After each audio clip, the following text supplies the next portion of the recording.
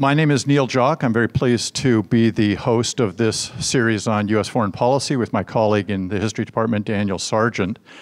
It's a great pleasure today to have Mike Green giving the final lecture in this fall's series. We'll start again in the spring on January 27th with Dr. Carter Malkasian, who's written a book called War Comes to Garmsher.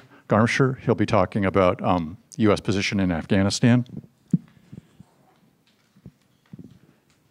Mike Green comes to us from the Center for Strategic and International Studies in Washington. His talk today is titled, "Does the United States Have a Grand Strategy in Asia?" I'm tempted, given Mike's very impressive resume, just to read it, but I'm sure some of you have already taken the liberty of doing that.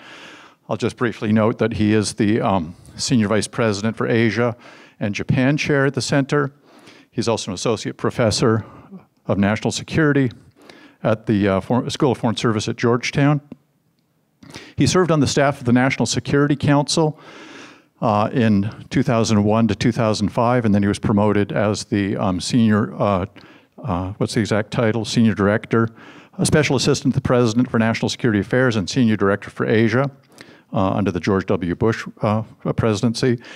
He's written extensively. He has a PhD from the Johns Hopkins School of Advanced International Studies. I have to say that when I was at the National Security Council, I worked with Mike, and I was always very impressed with how he was able to make things work in Washington, which is a very tough problem. Brent Scowcroft once referred to it as like herding cats. And Mike had a certain knack for coordinating, for communicating, for getting along with people. I always wanted to be like that, but then I realized that there was something missing in my background that Mike had in his. And I discovered that the secret to make the interagency process work in Washington is that Mike is an internationally renowned bagpipe player. Now, people make jokes about bagpipers. I'm of Scottish ancestry myself, so I'm a big fan of bagpiping, but, people will say, there's only difference between an onion and a bagpipe is that no one cries when a bagpipe gets chopped up. But when you look on the web and try and learn how to do bagpiping, I think you'll learn the secret of being successful in Washington.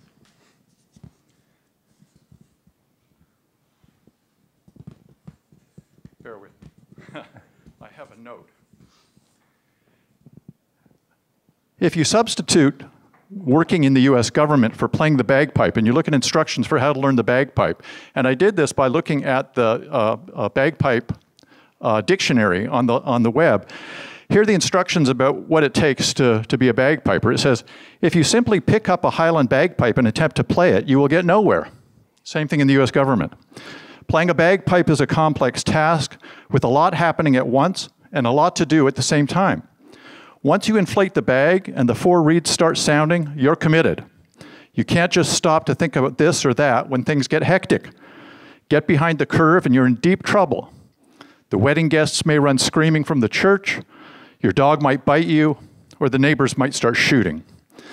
So Mike mastered the bagpipe, and in so doing, I think he also mastered the art of running the interagency process. I'll also conclude with a brief word before I make any more sarcastic remarks about bagpipe playing, which I know are near and dear to his heart.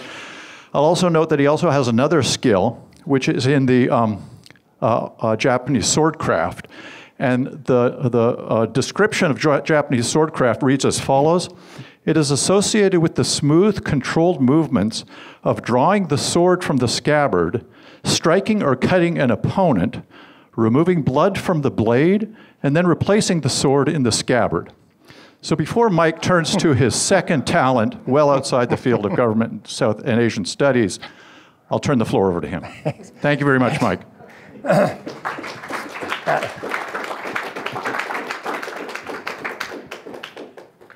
I've had introductions, but Neil, that was special. Thank you. It was not the bagpipes that got other people in defense or state to listen to me. It was the sword thing, just so you know. I'm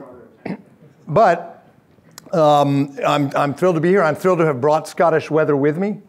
I'm sure Neil feels very much at home. I gather this is a little bit unique for you all and much needed. And it's great to reconnect with Neil and friends like Steve Vogel. Neil and I went out last night to a Japanese izakaya, a pub. Neil did not know why he's so popular in Japan. And those of you who speak Japanese will immediately know why. Joki in Japanese means beer mug. So he was quite popular as we had several daijoki, big beer mugs last night. I left the NSC in 2006. And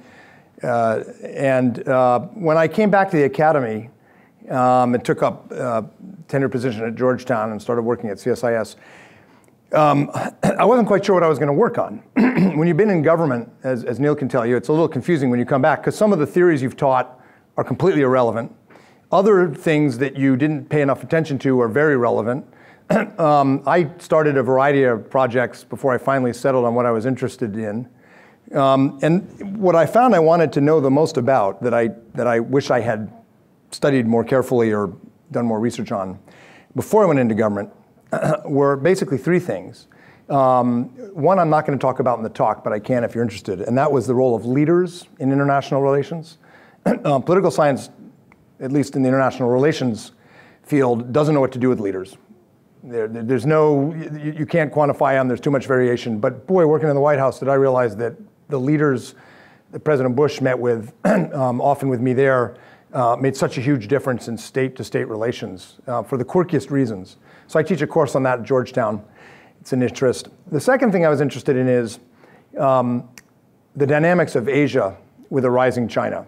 And anecdotally, we all have stories, but I wanted to find a way to capture expectations in the region about the emerging order in Asia. It's been an American-led order, basically, for half a century.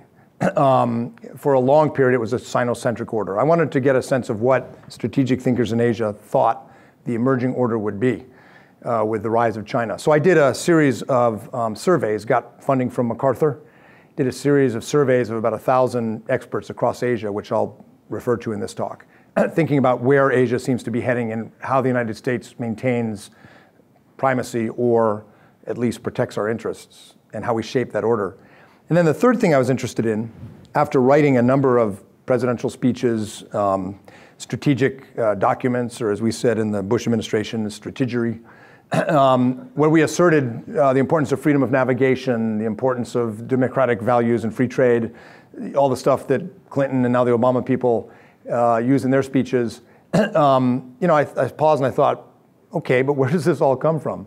I wanted to understand better than I did the history of American statecraft in Asia, not the transactional diplomacy that a lot of historians study, but what were the animating concepts and strategic ideas and how did they evolve as we became more and more intimately intertwined with the Pacific.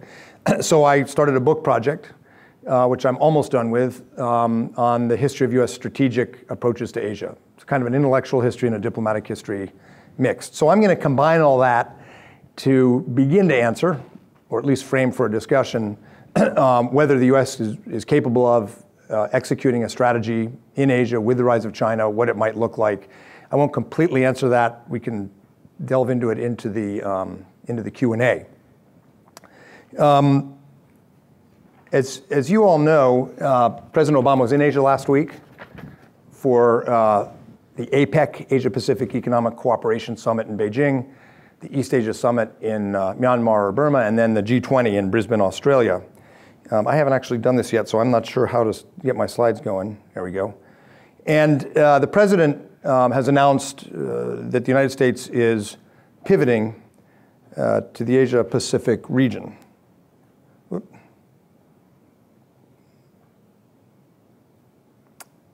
This is, let me ask the video guys, did this pivot when you hit it before? Because it actually pivots.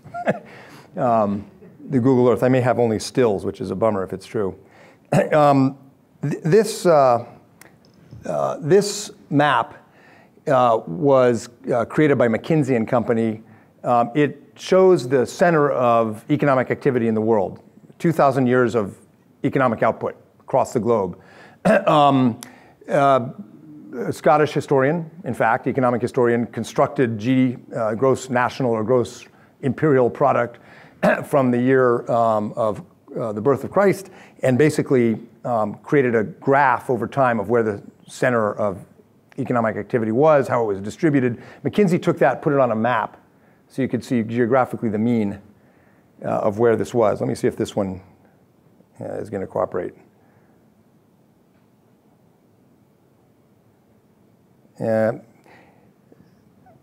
It's not. But in the year 2,000 years ago, northeastern Afghanistan was not the center of economic output in the international system. But it was the mean, if you consider in particular how powerful China was. And if you think about what was going on in Europe, let alone North America or South America in that year. Over the 19th century and the early 20th century, with the Industrial Revolution, the rise of the United States, the center of activity shifts off into the Atlantic, away from Asia, as China is declining, as the imperial power spread into Asia. And so the history of the 20th and early 20th, of the 19th and early 20th centuries is of the rise of the West with the Industrial Revolution and other associated factors. But in the 21st century, this isn't going to show it. In the 21st century, if this did show it, it would show you that the dots work their way back to roughly the same place in Afghanistan, a little farther north today. And if you look at World Bank and IMF projections and aggregate them over the next 25 years, where the dot ends up in is somewhere in southwest China, around Tibet. The point being, the center of global economic activity is returning to Asia, which for most of our human history was the center of global economic output. And of course, China was the center of that. The United States then rose as a power in the Pacific at a time of collapsing empires, and is now the preeminent power in the Pacific at a time of the re-rise of China, and the return of economic dynamism to the center of the center of the world, to Asia. So, is the U.S. capable of a grand strategy to manage this problem? Strategy comes, of course, from the Greek word strategos, which literally translates as from the desk of the commander, from the commander. Intelligent design, identifying ends, ways, and means. What are the objectives? What are the threats? What means economic, military, diplomatic, and ways do you have to achieve your objectives? One thinks of Clausewitz, Metternich, Castlereagh, maybe Kissinger, but essentially one does not think of America when one thinks of this kind of intelligent design. When one thinks of American politics, one thinks of dysfunction, divided government, short attention spans, frequent leaks, and as de Tocqueville predicted, or thought he predicted, when he finished his tour of the United States and wrote on democracy, democracies like the United States will not be capable of grand strategy. Incapable of patience, incapable of designing, conceiving, implementing a grand design, divided, open-minded, impatient. And that, for most historians, has been the definition of American strategy. And most historians tend to describe how messed up we are. And there's plenty of evidence for that in our deliberately divided system of government. But I tend, although he's not particularly American, to associate myself with what Leon Trotsky said about strategy. And Trotsky said, you may not be interested in strategy, but strategy is interested in you. In other words, in the international system, a serious state, and the US is a serious state, has to, in the execution of statecraft, consider the moves of the other states, relative power, objectives. And if you look at the history of American foreign policy strategy in Asia, not in the details, which are often ugly, but if you look at it thinking in time, you see a pretty clear pattern and a pretty effective, pretty successful strategy in Asia. Not usually a Kissinger or a Theodore Roosevelt, more often than not a messy system, what I think Dick Betts at Columbia calls a meta process, where ideas come together, collide, bad ideas are sorted out, just describing Neil and my everyday at the NSC, but a pattern starts to emerge that transcends administrations. And that's largely the story of American statecraft in Asia. And if there is a leitmotif, going back, I'd say at least 200 years, it is that the United States has sought to preserve an open Pacific without a hostile hegemon that keeps us out, and to ensure that the Pacific Ocean is a conduit for trade, ideas, power, and influence to flow that way and not towards us.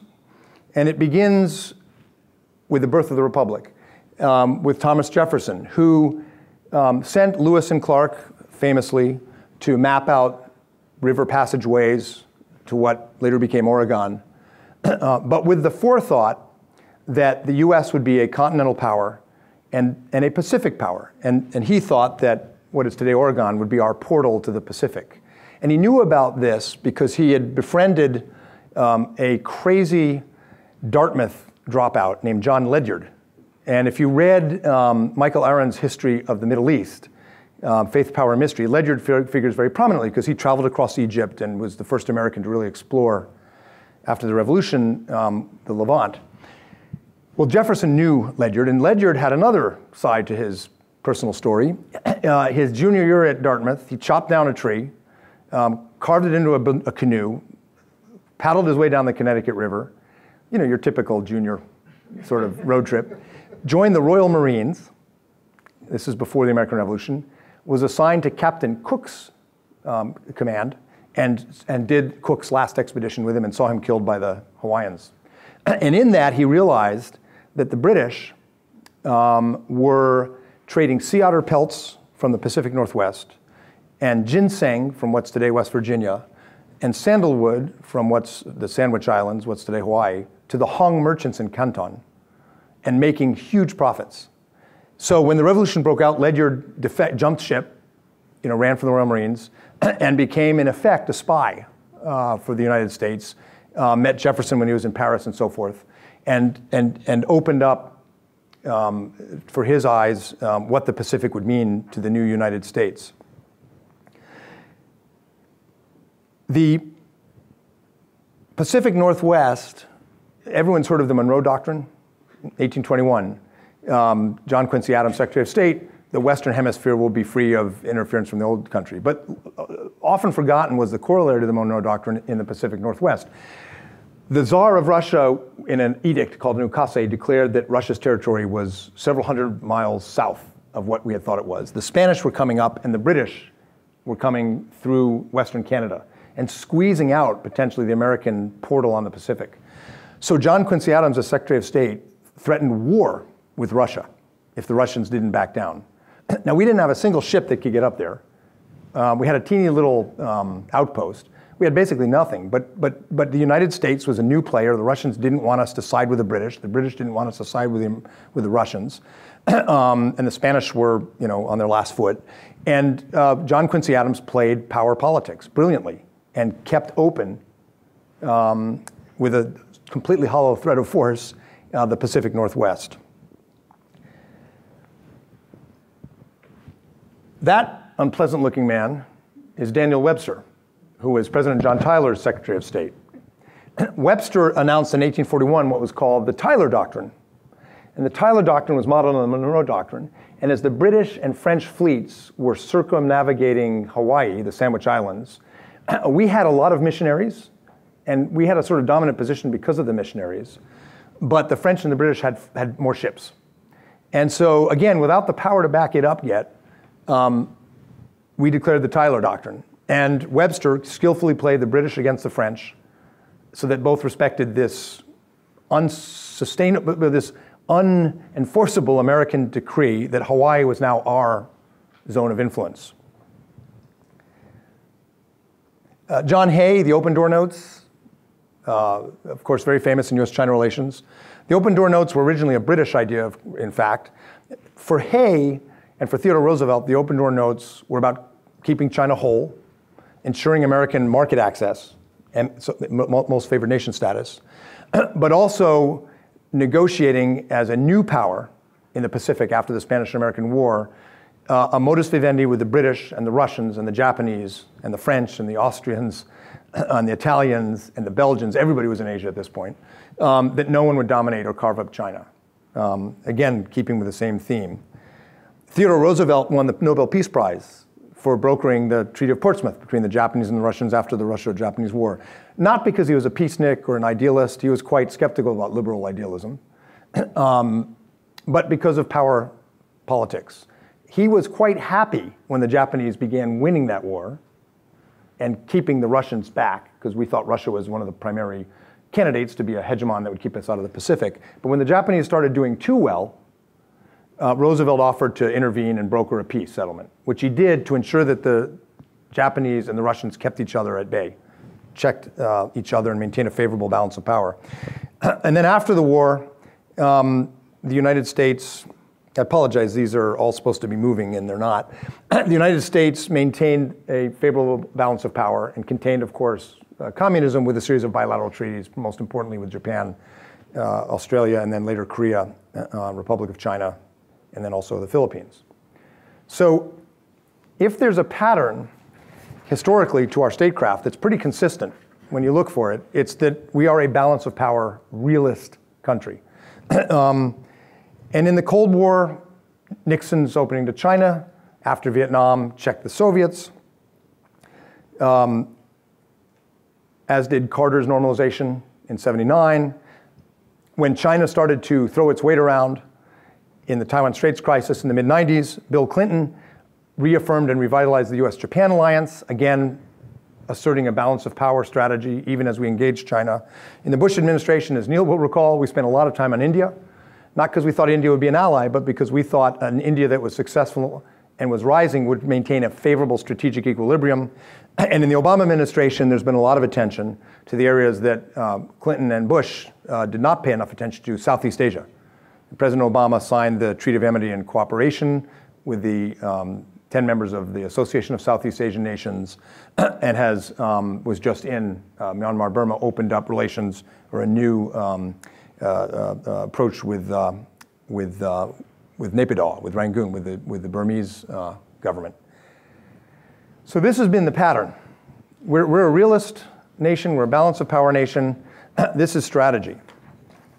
The problem is, when you look closely, it ain't quite so pretty. There are geographic challenges for the United States maintaining a balance of power across an expanse like the Pacific. There are issues with how we handle trade and think about trade. And there are American values, which are an asset, but also sometimes become complicated in practice to apply to a region that's not exactly full of democracies. Let me just touch on each of these briefly. First, the geographic problem of a North American country, even with Hawaii, even with the Philippines, Guam. How does a continental North American power maintain a balance of power in Asia? Some structural realists talk about offshore balancing. The US should have an offshore balancing policy like Britain has. But there's a big difference between the English Channel and the Pacific Ocean. And so offshore balancing and forward presence and how much of our power is securing the Pacific and how much of it is investing in the continent, those are hard questions that we have never quite settled on, that we're continually struggling with, and we need to understand that history. When the first US Navy ship went into the Pacific in the War of 1812, Captain David Porter of the USS Essex, because his 44-gun frigate could not get back into Boston or Salem or Baltimore because the British had bigger and better ships, he called the officers into the mess deck and he said, we're going around the Horn and we're going to attack the British in the Pacific. And Theodore Roosevelt, who wrote a phenomenal history of the Naval War of 1812 when he was at Harvard, describes it in some detail, but the USS Essex sank almost every British whaling ship in the Pacific until the Royal Navy finally cornered him near Valparaiso, and he burned his ship. When he came back in 1815, he told the Secretary of the Navy, Secretary of State, we need to be a Pacific power. There's Japan, there's China, we need islands. We need forward, he didn't call it forward presence, we need bases and stations out there. The US was still barely half of a continent as a power. When Perry opened Japan in 1853, it was to get trade, it was to get rights for sailors, for whalers, it's to get coaling stations, but it was to get access. And what Perry really wanted was to take the Ryukyus, or Okinawa. That's what he really wanted, and Washington wouldn't let him. So he hoped that when he landed Marines in Okinawa, the Okinawans would attack them. But the Okinawans are very nice people, and they didn't attack them, so Perry was frustrated. But in the 1850s, the Navy, our commissioners, as we called our ambassadors, were all saying we need to do what Britain did. We need a Hong Kong, we need a Singapore, we need a forward base. Some people looked at Formosa or Taiwan, some people looked at the Ryukyus, others looked at the Philippines, at Guam. What we finally got, of course, when Commodore Dewey defeated the Spanish fleet in Manila Bay in 1898 was the Philippines and Guam, and then we annexed Hawaii. So those were our forward bases. As soon as we did it, Theodore Roosevelt was thrilled, Dewey was thrilled, Alfred Thayer Mahan was thrilled, the Navy was thrilled, the Army was thrilled, the Senate was thrilled. And then a few years later they realized, oh my God, how are we going to defend the Philippines and Guam, which is all the way on the other side of the Pacific Ocean? And in 1907, Theodore Roosevelt called the Navy chiefs in and said, I want a plan. And they developed, right up until 1941, the famous War Plan Orange, how we would fight Japan in the Pacific. And they had a big problem because they worried that we would have to send, even with the Panama Canal, our fleet from the West Coast to defeat Japan's fleet near their home islands, the same way the Russians tried to in 1904 until they were ambushed at Tsushima and destroyed. And the Japanese will be able to wear us down, we'll be exhausted, and we'll be far from our supply lines. How do we defend that forward area? And eventually, in the interwar years, the Navy came up with oil-powered ships, so we didn't need coaling stations, and mobile logistics so that we could take uninhabited or sparsely inhabited islands and fight the island hopping war. But not before we lost the Philippines. So this was a problem. It became a problem. Oh, this one worked. See, this one's not supposed to be making noise. These are shots of the Soviet fleet maneuvering in the Sea of Okhotsk in the Pacific during the Reagan years, the late 70s and early 80s. The Soviets built up the Sea of Okhotsk and moved out past the first island chain. I'm going to come back to this, it's important. The first island chain is the islands coming down from Japan to Guam, down through Formosa, Taiwan, the Philippines, second island chain down to Guam. The Soviets had a strategy to break out and hit us in the Pacific in the event of war in Europe. Soviet submarines in the Carter years were loitering off of Hawaii.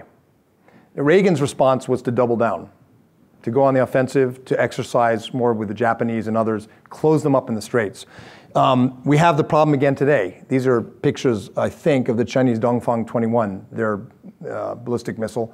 The D variant is sometimes called a carrier killer because it flies up, comes down, and then it turns into a cruise missile. Big problem for our forward presence. The other variants of the Dongfang 21 can hit our bases at Guam. The Chinese can clobber our bases in Kadena.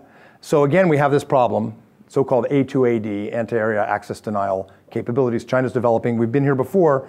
Do we maintain a forward presence? Do we pull back?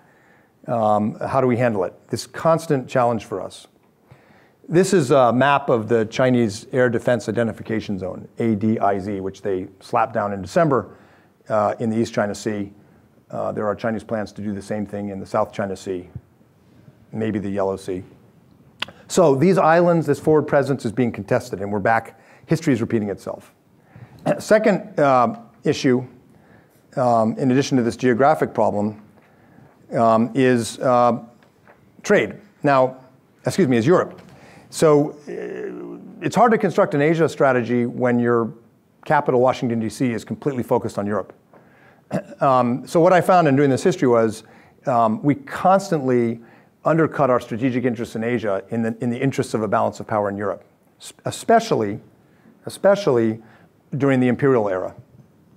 So in World War I, Woodrow Wilson made no response to the Japanese 21 demands in 1915, gave the Japanese the South Pacific Islands, and did all these things primarily because Japan was Britain's ally and he wanted Britain to win the war and then support the League of Nations. It's completely about Britain and British power, and that was considered the center of international diplomacy and power, not Asia.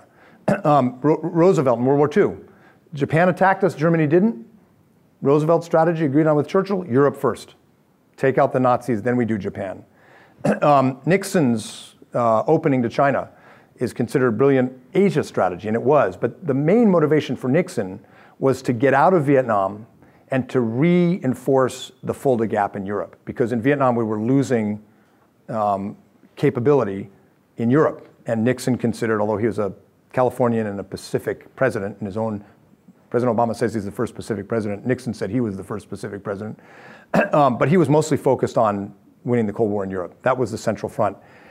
So second problem we've had is the Europe first history. Now that's changing.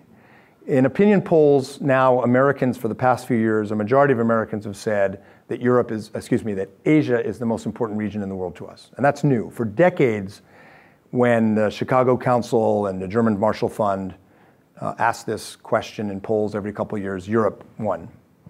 Past few years, Asia has won, the most important region to U.S. interests. And I think the public gets it, and I think it has a lot. This part of the country has known this for some time, but now this is the view polls show in places like Nebraska and West Virginia. So we're a democracy. Our strategy flows from our public's views of our interests. I think this Europe first thing is changing. But when you read the news, I Googled the news this morning. I Googled the news, looked at the news when the president was in Asia. Top 3 or 4 foreign policy stories, even when the president's in Asia. Ukraine, Syria, Iraq, Ebola in Africa. So we're a global power and are often pulled away from Asia, sometimes with consequences. Third challenge, trade. The first ship to travel, 1784, to sell American goods, ginseng from Western Virginia, chartered by Robert Morris, President Washington's banker, went to Hong Kong, made a 400% profit in 1784, the Empress of China. And the ship started going. Most of these traders were from the Northeast. And they favored the tariff because their major competitor was Britain. And they wanted a high tariff to protect manufacturing, but they wanted to trade in Asia. By the 1870s, things started to change. In Hawaii in 1870, we were worried about Hawaii. We were worried about losing Hawaii to the British or the French and now the Japanese. In 1870, we signed our first reciprocal tariff reduction agreement in Asia, and it was with the King of Hawaii. And Hawaii's trade with the US went from about 60% to 99% in a decade. So people like Alfred Thayer Mahan, who's thought of as a naval strategist, started writing, free trade. Free trade is how we're going to cement our influence in Asia.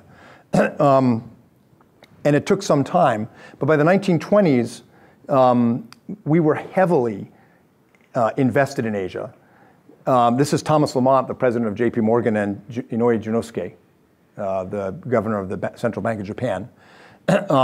Friends and colleagues and partners. In the 1920s, the US bought a lot of Japanese debt, and we were economically quite interdependent. Thomas Lamont said in a speech in LA in 1928, war with Japan is absolutely unthinkable because of the level of economic interdependence. But he had not counted on these two guys, Mr. Smoot and Mr. Hawley, who a few years later introduced the Smoot-Hawley tariff. Japan's trade with the US dropped more than 50%, and we had the famous breaking up of the international economic order. So after the war at Bretton Woods, we made sure that the economic order was open, that low tariffs and free trade would prevent blocks. That was pretty popular with US business because if you study political economy under Professor Vogel, he probably teaches you about relative gains. Most countries are tempted to pursue relative gains. American business had a lot to gain with open markets. We broke up the Japanese, the British, and the French imperial trading systems. We fought with the Australians and the Kiwis to get low tariffs and get rid of protectionism. So for the first decades of the post-war era, American business, American farmers, American workers were very much behind free trade because there was so much of the world we could now trade with as we broke up these trading blocks. But of course, as Japan, and this is why Steve Vogel and I got into this business, as Japan, Korea, and other countries in Asia started being competitors, protectionism rose. We are now at another inflection point on whether we shape the regional order, sustain U.S. preeminence through trade, or whether we go in another direction. There are two competing visions for trade architecture in Asia right now. These countries represent the members of the Trans-Pacific Partnership, TPP negotiations. Stuck right now in Japan, which I can talk about if you're interested. The other order, or the other idea, which is not showing up in this, is the RCEP, the Regional Comprehensive Economic Partnership. The 10 ASEAN countries, Japan, Korea, China, and then India, Australia, and New Zealand thrown in for good measure. We're not in it.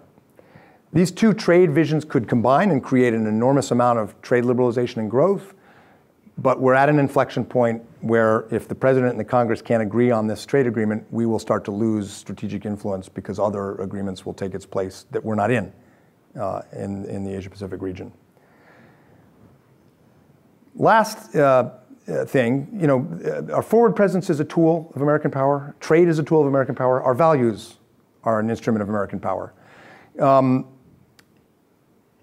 When I was at Johns Hopkins, we were all taught by the Chicago School Morgenthau realist tradition. We were taught that there are interests and then there's idealism.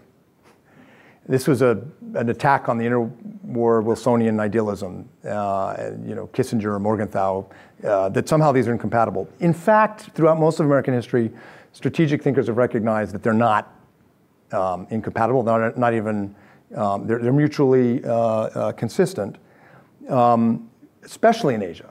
So the United States emerged into the Pacific at a time when empires were collapsing. First the Chinese empire, then the European empires. And nationalism was rising, and national identity was rising. And the US brought, by deliberate intent, a vision of anti-colonialism. It was quite popular. The early American diplomats sent to China at the turn of the 18th century were told not to tell the Chinese court that we were a democracy, but instead to tell them we were anti-colonial, because that would be very appealing and would differentiate us from the British. In 1941 and 42, the OSS, the precursor to the CIA, was so worried that Japanese anti-imperialism was winning as an ideology in Southeast Asia and South Asia, because the US was allied with Britain and the imperial powers, that Roosevelt sent Wendell Willkie, who he defeated in the presidential election, and a series of officials around Southeast Asia and in India giving speeches criticizing imperialism and praising democracy. So it's about power and influence. It's not just about idealism. But of course, we have a missionary and a messianic history.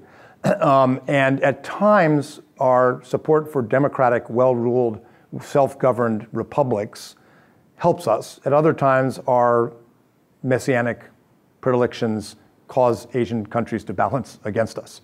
So this is the last tension. All right, let me quickly turn to the future and what, with this in mind, with our historical pattern of, with some exceptions, maintaining a balance of power, preventing rival hegemons from keeping us out, and giving these tools, forward presence in the Navy, trade, and values, with all their idiosyncrasies and self-contradictory elements, how do things look in the future? So the one thing we asked of these experts across Asia in our survey, and this last one came out in April, was whether or not they support President Obama's goal of a strategic rebalance to Asia. So blue is yes, red is no. So where is the one red bar where experts do not support the president's rebalance to Asia? China.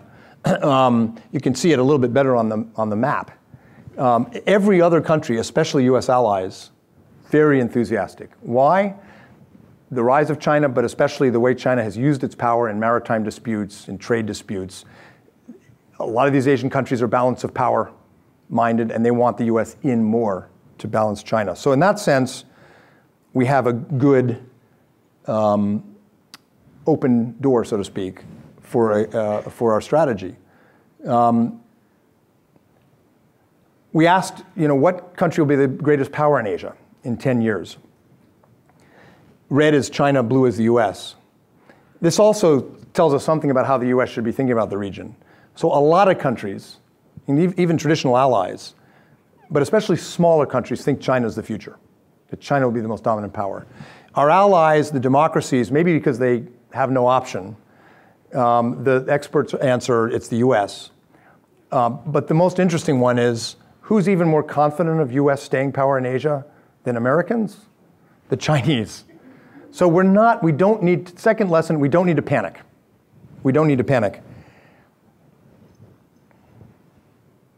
I don't think this is going to work, which is a bummer. This is Gapminder. And this is the second aspect of the emerging orders, trade. And if this works, what it'll show you is on the vertical axis trade with China, on the horizontal trade with the US, and each of the dots is an Asian economy, and the size of the dot, the size of the economy. So Japan's the big green one. Now, if this works,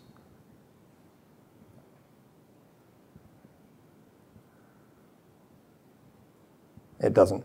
If it worked, what it would show you basically, and it's pretty cool when it does work, is over the last 10 years, this is 2001 and 2012, all of these go that way. Trade with China for every one of our allies, and most of our major partners in Asia, not yet India, trade more with China than with the US. Now, if you're Xi Jinping and you're a Marxist, which he is, he studies the dialectical forces of history, the dialectical materialism, that's pretty convincing that we're returning to a Sinocentric system. Except it doesn't account for intermediate trade and it doesn't account for foreign direct investment, where if you look at the numbers quickly, China's not even in the same league as the US, Australia, Japan, in terms of foreign direct investment. This is stock. This doesn't even include investment portfolios for the stock market and the bond market, where Australian FDI, US FDI in Australia, 133 billion in stock, is, it doesn't show Chinese FDI, but it's almost 10 times larger than China's FDI in Australia. If you include investment in stocks and bonds and more fluid assets, it's about 100 times more than China. So the FDI picture and the intermediate trade picture shows something different. So when we asked what country will be your most important trading partner 10 years from now, red is China, blue is the US. A lot of countries think that China will be their most important economic partner. Not Japan, which is investing in the US because of cheap energy, shale gas revolution, and not China. One more reason we don't have to panic. These are Chinese experts on international relations, on strategy, on security. The Chinese recognize their dependence on the American market. They could have chosen in this question the EU, the rest of Asia, Japan, Canada. The Chinese are still looking to the US marketplace and the US-China economic relationship as foundational. On the trade side, we asked how important are each of these trade agreements I discussed. And if you look quickly, I want to get through this, you'll see that APEC, TPP, G20, these all do quite well. The ones that do not include the US do not do as well in terms of regional experts identifying their importance to their own economic and political future. And we asked, what order do you think is going to emerge in Asia in the next decade? We gave them 5 options: continued US leadership, even with relative power decline, an uneasy balance of power, a kind of 19th century Europe, or warring states with shifting alliances, a new community of nations, multilateral based, EU, Asian style, Chinese primacy, or a US-China condominium. And the blue is continued US leadership. And it's a pretty strong endorsement from international relations experts across the region. American experts are not as confident in our future as Korean, Japanese, and Singaporean experts.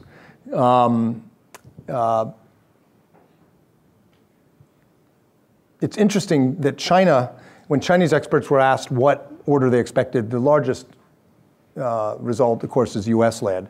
But even more interesting is the next question. We said, what kind of regional order do you want? What's the best regional order for the interests of your country? And for all the developed OECD countries or democracies or allies, the blue line shoots up. A US-led order is best. For Thailand, Indonesia, India, the traditionally non-aligned or developing countries, not what they expect, but what they would like is a community an East Asia community, multilateral based, sort of like the EU. In a later different question I'll show you if you're interested, we asked if you thought that would happen, and no one actually thought that was very likely to happen because of different political systems, rivalry, et cetera. But that was their preferred case. Again, China is the most interesting because there's no consensus in China on what future order would be best for China. Now, if you ask Xi Jinping this question, I think you'd get a clearer answer, which is a Sino-centric system, perhaps working through a US-China bipolar condominium. But among Chinese experts who think about security issues and international relations, it's a pretty divided opinion. They definitely do not like green, which is an uneasy balance of power. And I think there's one reason, Japan. Because that's a system where Japan is unhinged from the US. They clearly do not like a US-led order. But there's not much agreement on what should replace it. You know, if anybody wins, it's a multilateral concert, which favors China in some ways. But some ambivalence about Sinocentrism, too. So we have a history of effective, if very inefficient, statecraft in Asia. Our margin for error, because of the shifting power realities, is getting smaller. We have to get it right. We can't afford the kind of mistakes we've historically made.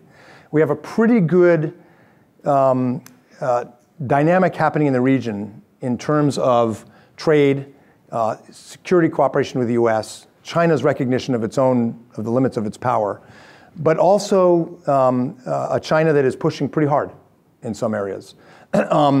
My hope with this particular project is that when the next administration comes in, they won't read my book, so I'll have to do a short article or a bumper sticker, that we won't do what we do at the beginning of every new administration in the US, which is completely redesign our Asia strategy, and then when it doesn't work, revert back to whatever the previous guy was doing. We can't afford to be messing with forward presence or trade. We need to know what works. We can't afford to be too distracted by events elsewhere in the world. Asia is the long game, and we have to be in it. We have to be doing trade. And we have to understand the power of American values. I didn't include this slide, but we asked what values or norms should shape Asian community building in the future. And this is across the region. And the answers aggregated across the region were economic cooperation, which is already happening, preventing conflict, and then rule of law and good governance, human rights, free and fair elections, and then defense cooperation is inched up. India, Indonesia, these countries are particularly enthusiastic about these norms. But when asked about the principle of non-interference in internal affairs, the sort of Westphalian principle the Chinese champion, on that issue, the Indians, the Indonesians, the Thais are with China. We don't want the Americans to tell us what to do. But in terms of what they think is the future norm for the region and best for their country, it's all the things that we've been talking about in US foreign policy. The stunning thing about this, and I'll end with this, was when we asked this question in 2009, the American experts were right at the top. Democracy, human rights, women's empowerment. Right with basically India was very high, Japan was very high on this, Korea, and then you had China, Singapore, and others.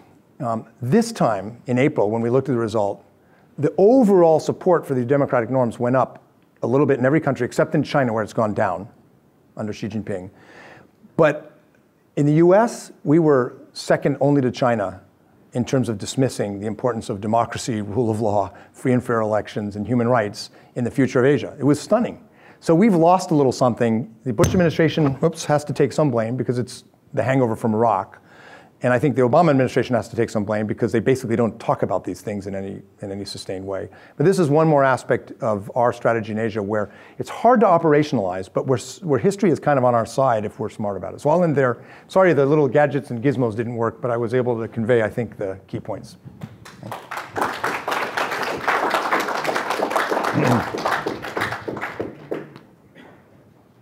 Thank you very much, Mike. My attempt to draw an analogy between the complexity of playing the bagpipe and the complexity of running the interagency process in Washington, I think has now been echoed in the complexity of trying to describe US strategy as well as the opportunities and challenges for us in interacting with China. So let's take some questions. I'll begin by saying at the end of the Q&A, we'll have a small reception at the back of the room. We'll have some wine and cheese and other snacks, and people have an opportunity to talk with each other about Mike's presentation and also approach him more directly. But let's begin with questions from the floor, and I'll take hands. I'll take right in the front. Dean? Mike, I know this wasn't the subject of your talk, but I want to see if you can shed some light on what you think our military strategy or the military component of our grand strategy ought to be vis-a-vis China, given that historical problem you laid out of forward presence, the difficulty of maintaining it, the vulnerability, and of course we see this with all the discussion at E2D2 and things like that. Right. Or as members of Congress occasionally say, R2D2. So I've spent a lot of, I got diverted from the book because in 2012, when the Obama administration went from the pivot, which was Hillary Clinton's foreign affairs or foreign policy piece, to an actual government document, the strategic rebalance. The core of that strategy was to disperse our bases more in Asia so that they would be less vulnerable. And the administration was not able to articulate the strategy, and they were afraid to say it was about China. So the Senate Armed Services Committee, McCain on the Republican side, and Democratic chairman, thank you, Levin, told the Pentagon we want an independent assessment of the strategy and how all these new bases you want us to build fit. And the DoD didn't want to do it, but finally they both agreed, the Pentagon and the Senate, that we would do it. CSIS would do it. So I co-chaired that independent assessment for Congress. So we looked at this problem, and I use it in class. It's a good primer on strategy for this, I think, for this strategic challenge we have.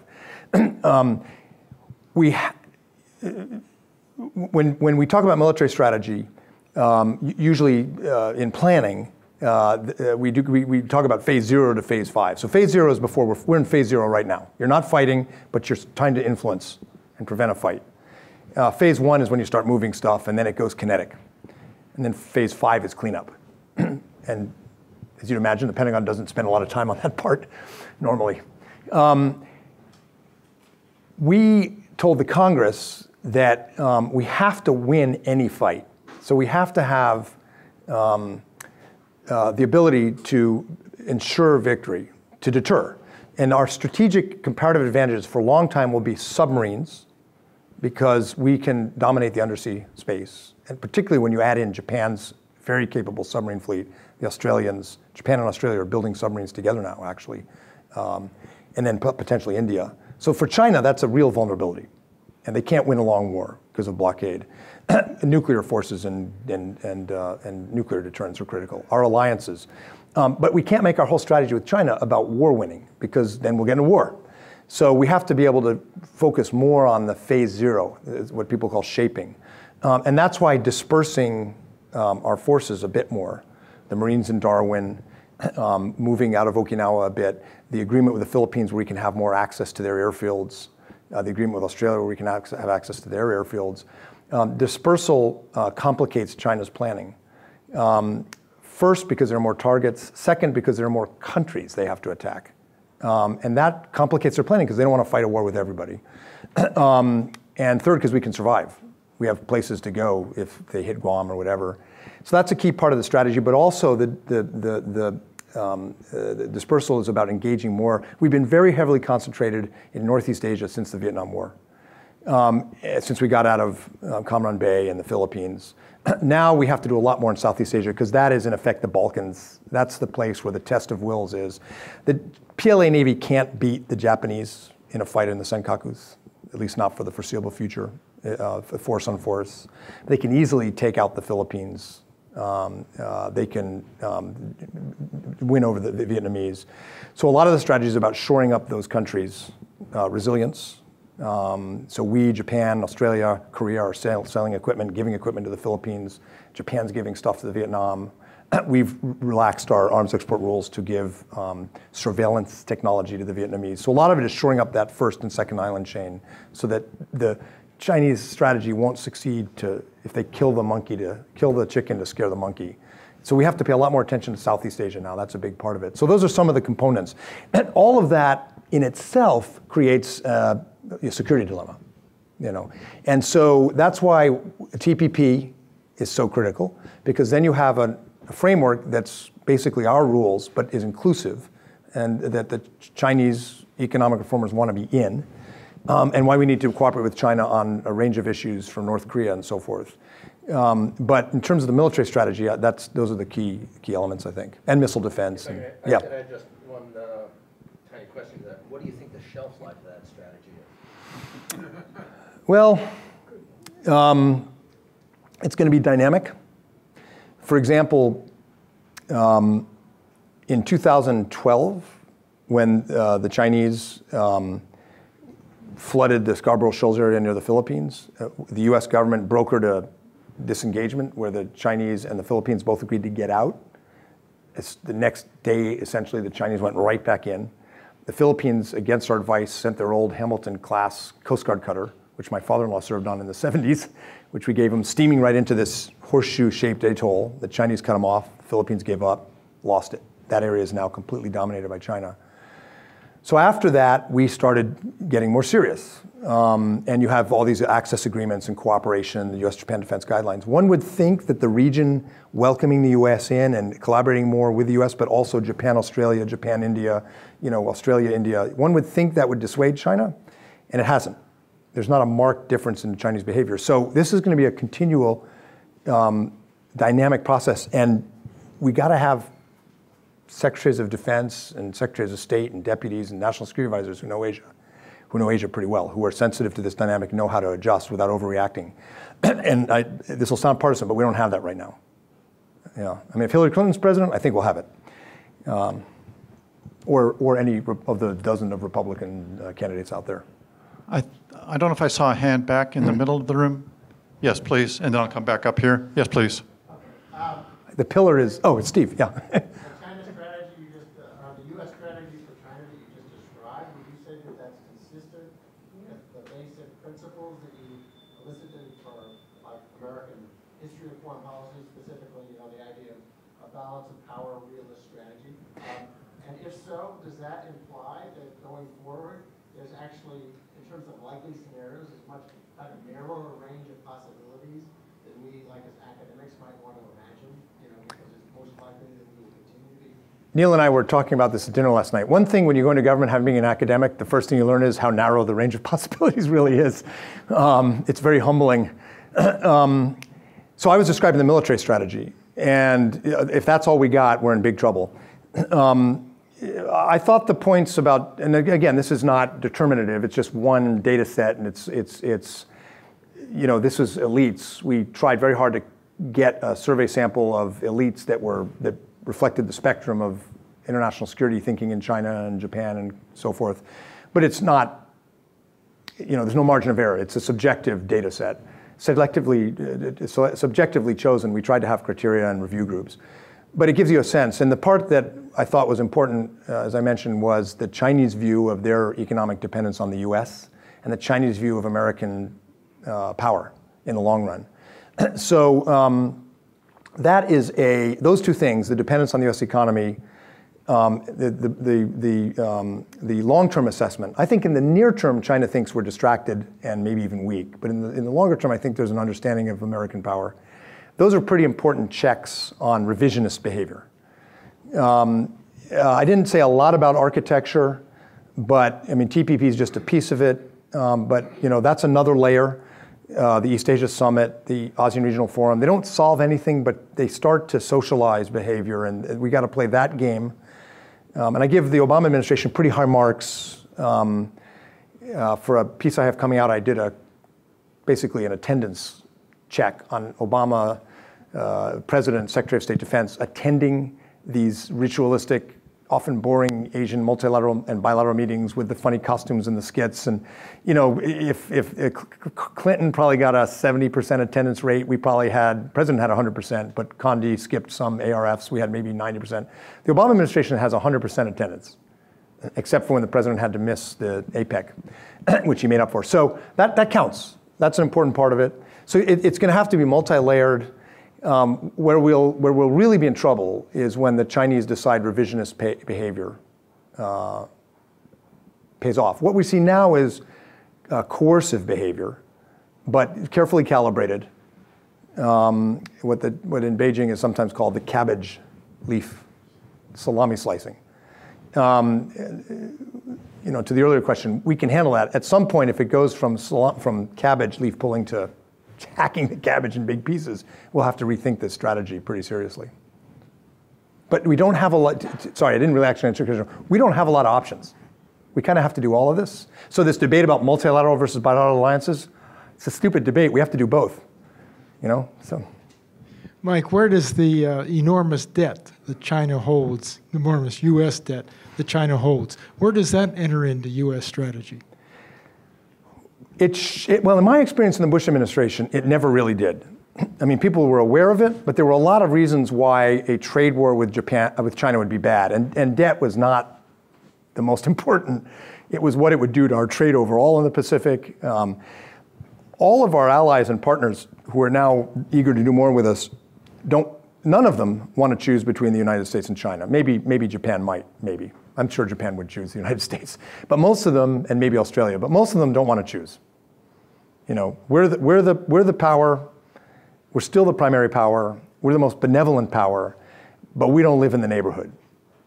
We have beachfront property, we got Hawaii, but we're not really, China is right there. As the Vietnamese like to say, you probably heard this, that why is Vietnam shaped the way it is? From 5,000 years of having China sitting on its back. We can't afford to force people to choose. And we need to reassure China and demonstrate we're reassuring China at the same time we're maintaining a balance of power. But we're satisfied with the large amount of debt. Sorry, I didn't get back to that. The jet lag hit me for a second.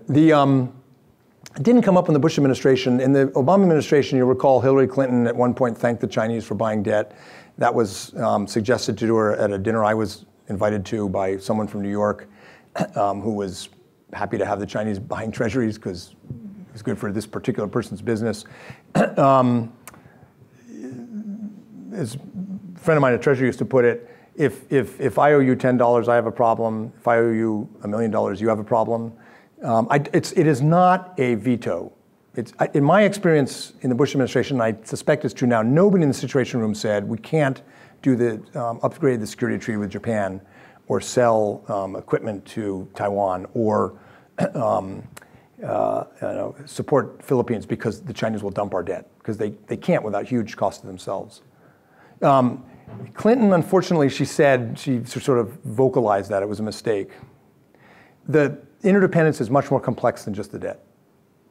There are a lot of reasons why we don't want to fight with China and why they don't want to fight with us. But I think the debt is overstated as a sort of leading reason.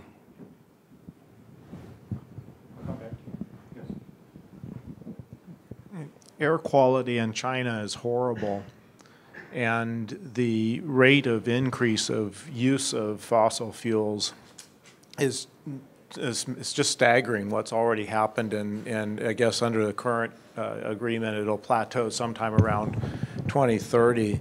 It's not clear that this is actually physically sustainable strategy for keeping an economy going, and it certainly has enormous public health consequences. How sustainable is China's economy given its reliance on sources of energy that are essentially making the public health problem and environmental problems almost intractable?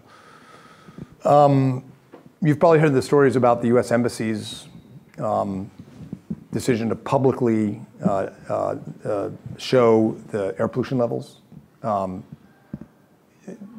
Everyone in Beijing looks at that and knows the real story. I'm going to get this wrong, but I'm told that in effect, on some days, the air quality in China is the equivalent of smoking 3 packs of cigarettes. China's, when I was, so a decade ago, the estimates I saw when I first worked in government was that China would have to spend about $200 billion to get out of this pollution trap. It's probably many times that now. And it goes to the heart of the credibility of the party.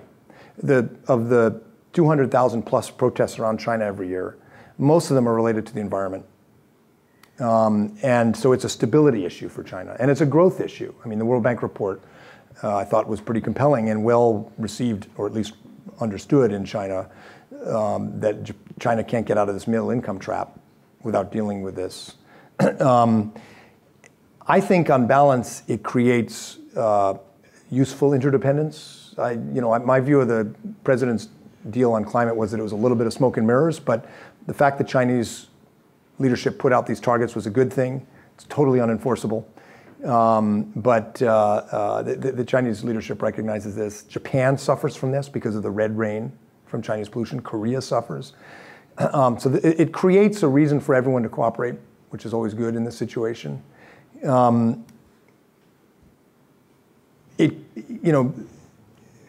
Slightly off on a tangent, but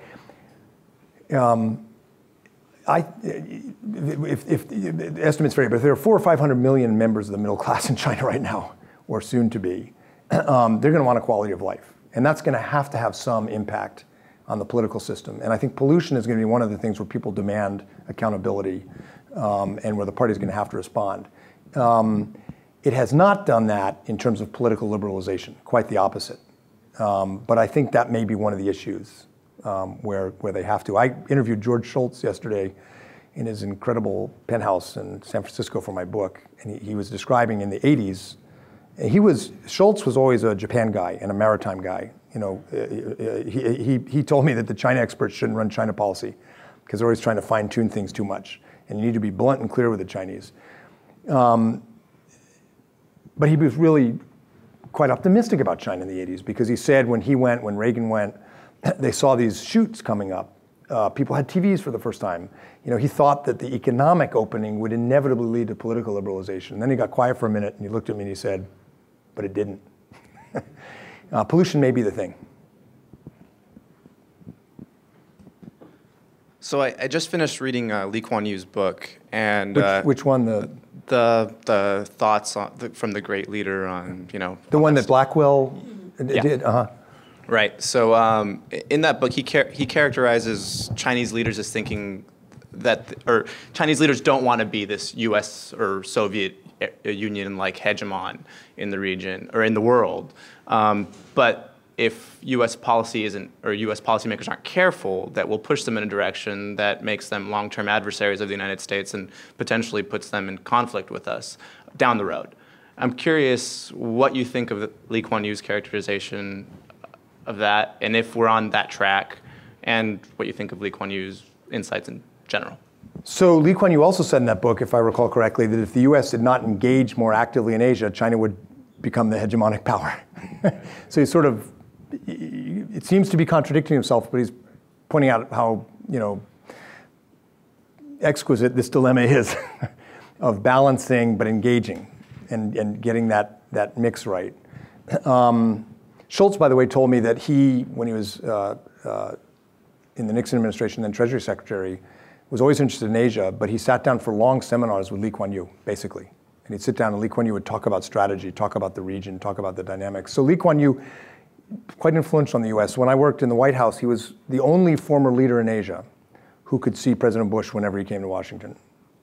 He's had a big influence on US strategic thinking, close to Kissinger, close to Brzezinski and people across administrations.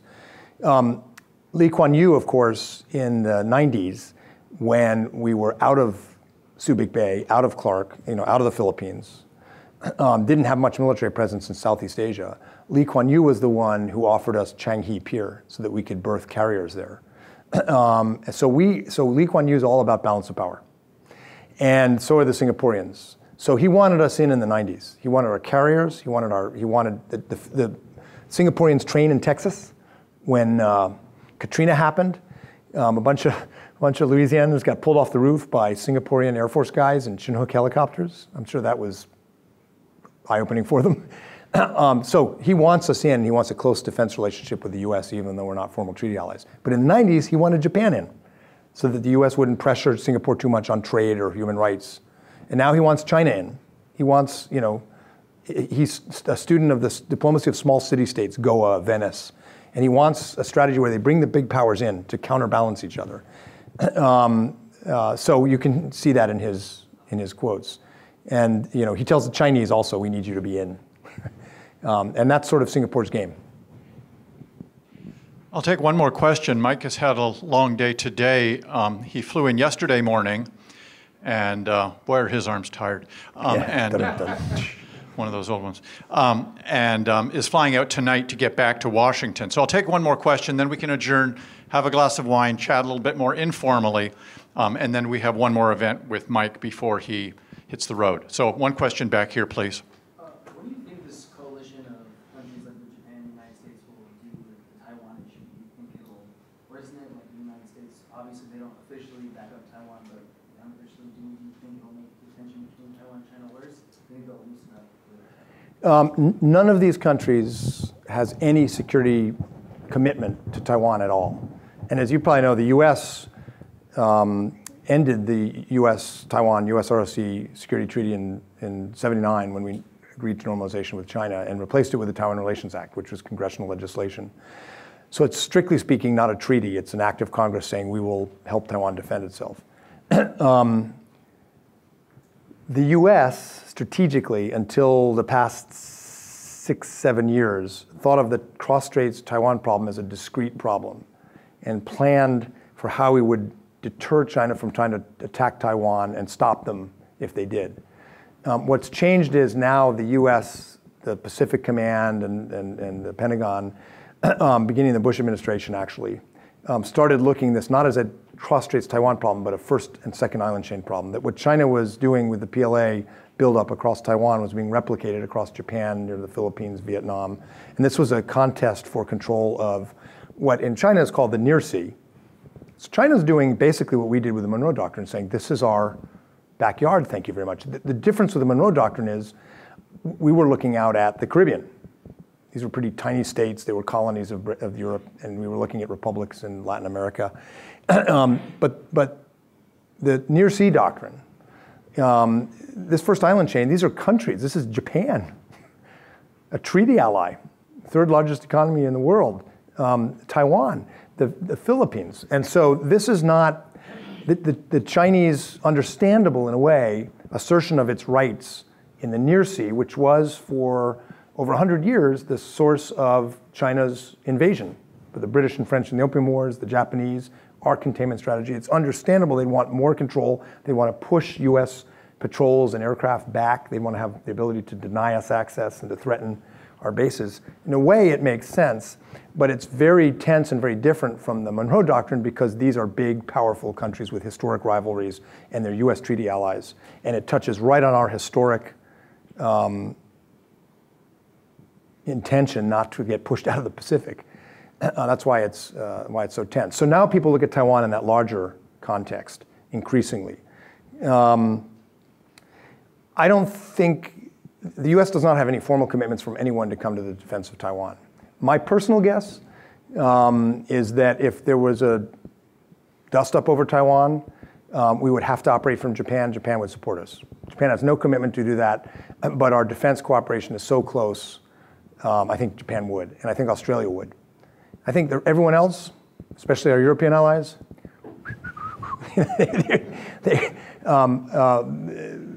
however, a Chinese use of force against Taiwan, which is unlikely but not impossible, would change the calculations in the region. And that's where, when someone asks the shelf life, a lot of it depends on what happens when there's an actual confrontation, even if it starts as an accident, and how credible are we? And do countries in the region think the Americans don't have the stomach for a fight, we need to hedge, we need to bandwagon with China? Or do they think, geez, the Americans are crazy, they really want to fight, so they stay neutral? Or do they think the Americans are doing this just right, we can count on them? I think the shelf life depends on how we, Japan, and other key allies manage our first big crisis. It probably won't be Taiwan. It'll probably be the Philippines or Vietnam. It could be the Senkakus. But I think there's going to be an accident. There's going to be, the aircraft are operating at very close proximity. I think something will happen. It may become an accident that then gets dialed back, but it will be an immediate test of strategic judgment and willpower that everyone in the region will watch. And that's why we really need to understand what's at stake. Before we adjourn, I do want to recognize and thank the Institute for East Asian Studies for co-sponsoring this talk. And now, before we adjourn for a drink, let's thank Mike for coming all this way to give us this talk. Thank you very much. Thanks.